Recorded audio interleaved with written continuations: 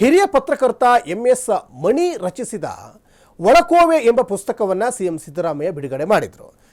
ಇನ್ನು ಸಿಎಂ ನಿವಾಸ ಕಾವೇರಿ ಭವನದಲ್ಲಿ ಪುಸ್ತಕ ಬಿಡುಗಡೆ ಕಾರ್ಯಕ್ರಮ ಹಮ್ಮಿಕೊಳ್ಳಲಾಗಿತ್ತು. ಇದೇ ಸಂದರ್ಭದಲ್ಲಿ ಡಾಕ್ಟರ್ ಕೆ ಶರೀಫಾ, ಹಿರಿಯ ಪತ್ರಕರ್ತ AH ಸಂಗಮದೇವ್ ಮತ್ತು ನಳಿನಾಕ್ಷಿ ಸಣ್ಣಪ್ಪ ಮತ್ತು ಎಂ ನಾಗವೇಣಿ ಶಿವಲಿಂಗಪ್ಪ ಅವರಿಗೆ VP ಸಿಂಗ್ ಪ್ರಶಸ್ತಿಯನ್ನು ನೀಡಿ ಗೌರವಿಸಲಾಯಿತು. ಪ್ರೊಫೆಸರ್ BK ರವಿ ಅವರಿಗೆ ಜೀವಮಾನ ಸಾಧನೆ ಪ್ರಶಸ್ತಿ ಕೂಡ ನೀಡಲಾಯಿತು. ಕಾರ್ಯಕ್ರಮದಲ್ಲಿ ಗ್ಯಾರಂಟಿ ಅನುಷ್ಠಾನ ಸಮಿತಿ ಅಧ್ಯಕ್ಷ HM ರೇವಣ್ಣ, ಸರ್ಕಾರದ ಮುಖ್ಯ ಸಚೇತಕ ಅಶೋಕ್ ಪಟ್ಟಣ್, ಹಿಂದುಳಿದ ವರ್ಗಗಳ ಆಯೋಗದ ಮಾಜಿ ಅಧ್ಯಕ್ಷ ಕಾಂತರಾಜ್ ಸೇರಿದಂತೆ ಹಲವರು ಭಾಗಿಯಾಗಿದ್ದರು.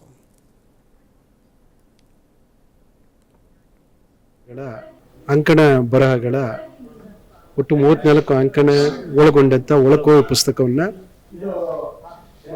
ಸಾಮಾಜಿಕ ನ್ಯಾಯದ ಹರಿಕಾರರಾದ ನಾಡಿನ ಮುಖ್ಯಮಂತ್ರಿಗಳು ಹಸಿವನ್ನು ಒಡೆದೋಡಿಸಲು ಪಣ ತೊಟ್ಟಿರುವ ನಮ್ಮೆಲ್ಲರ ನೆಚ್ಚಿನ ನಾಯಕರಾದಂಥ ಸಿದ್ದರಾಮಯ್ಯವರು ಬಿಡುಗಡೆಗೊಳಿಸಿರುವುದು ನನ್ನಲ್ಲಿ ಮತ್ತಷ್ಟು ಉತ್ಸಾಹ ಮತ್ತು ಮತ್ತಷ್ಟು ಸಮಸ್ಯೆಗಳನ್ನು ಅನಾವರಣಗೊಳಿಸೋದಕ್ಕೆ ನನಗೆ ಉತ್ಸಾಹ ಮೂಡಿಸಿದೆ ಅಂತ ಈ ಸಂದರ್ಭದಲ್ಲಿ ಹೇಳೋದಕ್ಕೆ ಇಚ್ಛೆ ಪಡ್ತೀನಿ.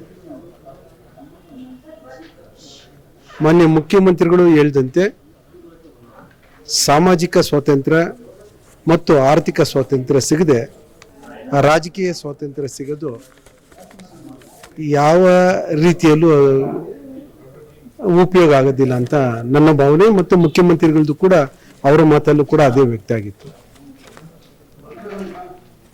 ಈ ದೇಶ 75 ವರ್ಷ ಕಳೆದರೂ ಕೂಡ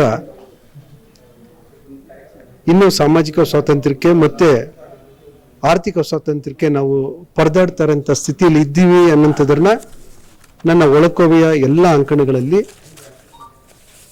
ಅನಾವರಣ ಮಾಡ್ಕೊಂಡು ಹೋಗಿ